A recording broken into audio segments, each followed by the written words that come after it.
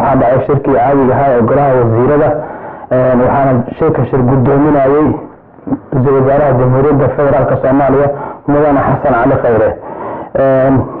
ajandada ugu horeeyay waxaa mabduucintii amniga laga dhageystay wasiirka amniga waxa uu soo bandhigay qorshaha amni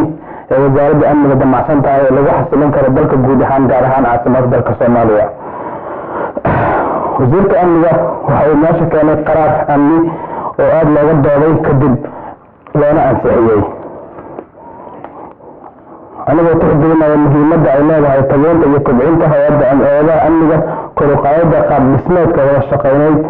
una kuurgalaya waajibaadka iyo mas-uuliyadda saaran dhammaan hay'adaha amniga iyo mudnaanta kasbashada xiriirka wada shaqeyn ee hay'adaha amniga iyo bulshada waxaan halkan kusoo gudbinaynaa qodobada hoos ku xusan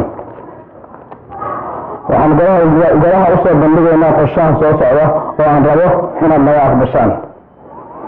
qorshaha koowaad in amniga magaalada Muqdisho loo xilsaaro booliska ayna noqoto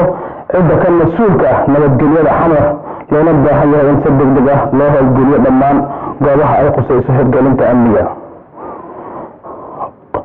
ambarlabo dhammaan ciidamada xasilinta qaybahooda kala duwan waxaa lagu wareejiyey ciidamada booliska ay la shaqeyn doonaan si kor loogu qaado tayada shaqo ee ciidanka u xilsaaran amniga caasimadda waxaan faraynaa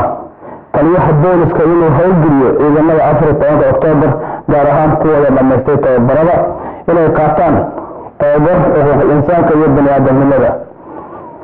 wasaaradda maaliyadda waxaan ka codsanaynaa naga caawiyaan sidii ciidamada qaarkood aan mushaariic ugu heli lahayn gaar ahaan kuwa 14 Oktoobar amniga sidoo kale waxaa warbixin laga dhageystay tubta amniga oo ay soo jeedisay qorshaha amni ee dalka guud ahaan tubta amniga waxay ka mid tahay tubaha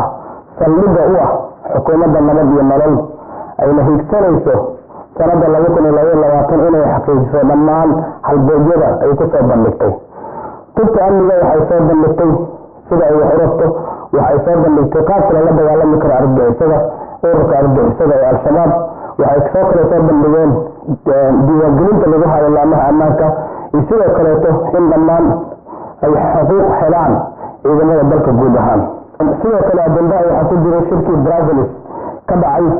shirka iskaashiga Soomaalida ee Brazil lagu qabtay oo warbixin ka bixiyay ra'iisul wasaare ku-xigeenka jamhuuriyadda federaalka Soomaaliya mudane Mahdi Maxamed Guuleed shirkaasi waxyaabaha ugu badan ee Soomaaliya dawladda lagu horgalay waxaa ka mid ahaa in aad iyo aad loogu ammaanay kobaca dhaqaale ee la taaban karo ay samaysay sidoo kale waxaa aad loogu ammaanay la dagaalanka musuqmaasuqa oo wax la taaban karo ay ka qabatay xukuumadda nabad iyo nolol sidoo kaleeto wadamadii ka soo qayb galay waxay ugu deeqeen lacag gaaraysa 1 bilyan 286 milyan oo lacagtaasi badankeeda ku soo dhici doonto khasnada dawladdana ay maamuli doonto laguna xisaabtami doono arrimo badan oo dhanka bini'aadanimada dhanka kobaca dhaqaalaha wax badan xooga lagu saari doono laga qaban doono sidoo kaleeto waxaa ajandaha ku jiray soo bandhigidda barnaamij la magac baxay isxilqaan barnaamijkan isxilqaan oo soo bandhigay ra'iisul wasaare ku-xigeenka jamhuuriyadda federaalka Soomaaliya mudane Mahdi Maxamed Guuleed isxilqaan waa barnaamij lagu dhisayo howlihii dalka guud dalkan uu lahaa sida garoomada darjiinada nin walba oo muwaadin Soomaaliyeed haddii uu ahaan lahaa shacab iyo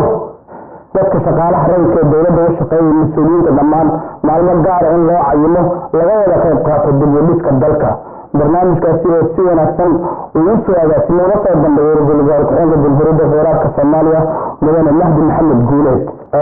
sidoo kaleeto waxaa lagu soo bandhigay ahmiyadda shirka tacliinta sare inuu yahay waxbarashada dalka oo dhawaanadan 3 beri dambeysay ka soconayay caasimadda jamhuuriyadda federaalka Soomaaliya ee Muqdisho maantana oo khamiis ay tahay taariikhdan ay ku aasaysan tahay 26 bisha toddobaad sanadda 2018 lagu soo xiray shirkaasi caasimadda dalka Soomaaliya waxyaabaha la taaban karo ee shirkaasi ka soo baxay waxa ay tahay wadamada soo koraya dagaalada ka soo baxay dagaalada sokeeye in urur jaamacadeed loo sameeyo ayna hogaamin doonto jaamacadda ummadda Soomaaliyeed wasiirka wasaaradda arrimaha dibadda ayaa waxa ay hor keentay golaha wasiirada danjirayaal gaaraya ilaa 3 danjire loogana dhageystay halkaasi taariikh nololeedkooda iyo waxqabadyadoodii ayaa dood dheer kadib loogu ansixiyey golaha wasiirada. Danjirayaasha maanta loo ansixiyey waxa ay kala ahaayeen Cabdullaahi Maxamed Elwaa, Axmed Maxamuud Nuur Tarsan, Cabdirasaaq Axmed Sheekh Maxamed Shoole. saddexdaas danjire ayaa maanta golaha wasiirada ansixiyey. waana mahadsantihiin.